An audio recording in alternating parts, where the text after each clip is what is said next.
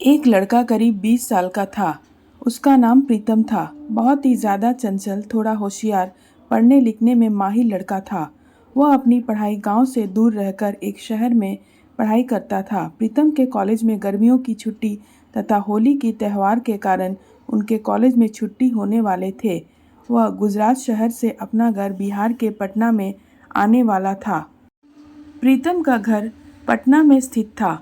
College छुट्टी होते ही सभी लड़के अपने अपने घर की तरफ ट्रेन पकड़कर निकल चले थे। फिर उन्हीं में से गौरव भी अपने घर की तरफ जाने के लिए टिकट काउंटर पर अपना टिकट काटने के लिए गया था। जैसे ही टिकट काउंटर पर गया था, वहाँ बहुत ज़्यादा भीड़ लगी हुई थी, लेकिन दूसरी तरफ टिकट काउंटर के दूसरी लाइन में लेडीज़ मतलब कि महिला लोगों की लाइन लगी हुई थी। ट्रेन बहुत जल्द ही आने वाली थी, जिसका हमसे ज़्यादा गौरव को भी जल्दी में टिकट काटने की ज़रूरत थी।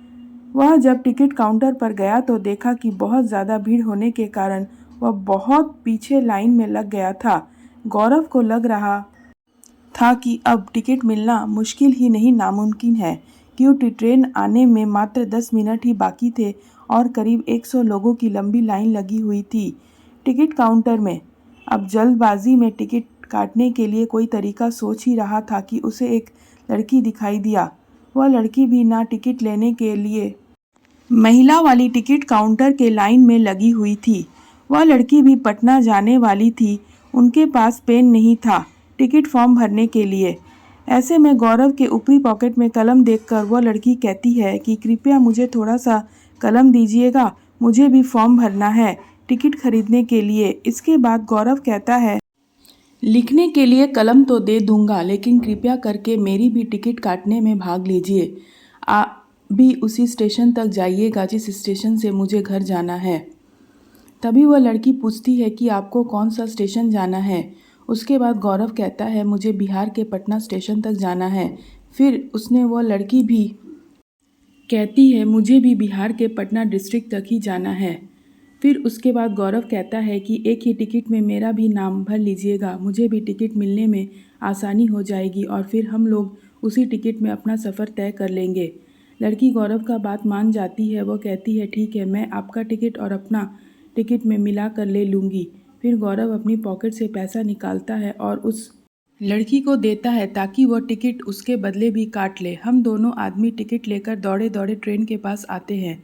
जैसे ही ट्रेन में दोनों आदमी चढ़ते हैं, ट्रेन 1 मिनट में अपना इंजन चालू करके चल पड़ती है। हम दोनों चैन की सांस लेते हैं और दोनों आमने सामने वाली सीट में बैठकर बातें करने लगते हैं। अहमदाबाद स्टेशन से पटना स्टेशन जाने के लिए करीब 18 से 19 घंटे लग जाते हैं और वह भी यह सफ़र 2 दिन का सफ़र होता है।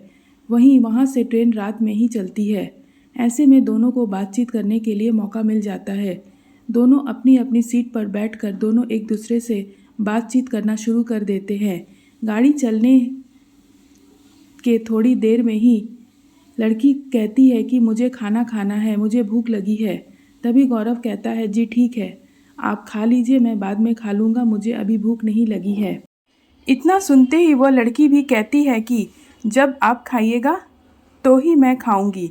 तभी गौरव पूछता है, क्या ऐसी क्या बात है कि जब मैं खा लूँगा तो ही तुम खाओगी? तभी वो लड़की कहती है कि हम दोनों साथ में जा रहे हैं, मैं अकेली खाऊंगी मुझे अच्छा नहीं लगेगा, इस कारण से मैं जब आप खाइएगा तभी मैं खाऊंगी। दोनों में बातचीत शुरू हो जाती है और उस लड़की का नाम पूछता है। वह लड़की अपना नाम शोभा बताती है। तभी वह लड़की कहती है कि मुझे तो आपका नाम पहले से ही पता है। उसके बाद गौरव कहता है कि आपको मेरा नाम कैसे पता चला? तभी शोभा कहती है कि आपने अपना नाम और उम्र टिकट बनाते समय बताया था और वह टिकट अभी भी मेरे पास ही है, इसी कारण से मुझे आपका नाम पता है। तभी गौरव कहते हैं कि मुझे तो यह पता भी नहीं है, आपको मेरा नाम भी पता होगा। मुझे तो याद भी नहीं है कि मैं अपना नाम आपको कभी बताया भी होगा। तभी वह लड़की कहती है कि आपने तो बताया था, मुझे अभी भी याद है।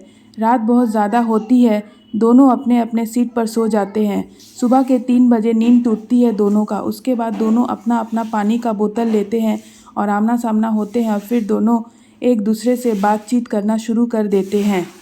ऐसी बातें करते करते दूसरे दिन सुबह के 6 बज जाते हैं और दोनों के ट्रेन अपना गंतव्य स्टेशन पर पहुंचने वाली होती है। दोनों सोचते हैं कि अब तो हमें एक दूसरे से अलग हो जाना है।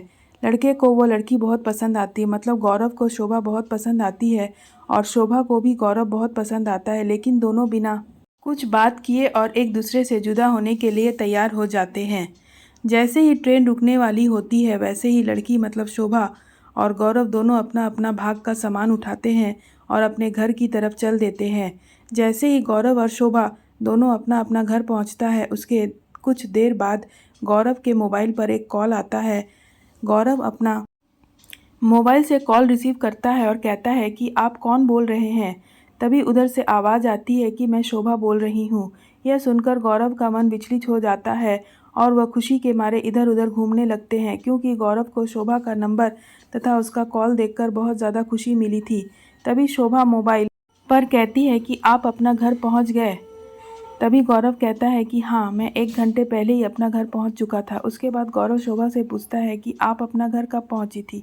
तभी शोभा कहती है, मैं भी 1 घंटा पहले ही पहुँच चुकी थी। मुझे नहाने और फ्रेश होने में टाइम लग गया था, इसलिए मैं 1 घंटा बाद फ़ोन कर रही हूँ। अब दोनों में खूब अच्छी तरह से बातचीत होने लगी है। दोनों मिलकर हर दिन दिन भर रात रात भर मिलकर बातें करते हैं और अब दोनों को एक दूसरे से काफ़ी ज़्यादा मित्रता और एक दूसरे से प्यार होने लगा था।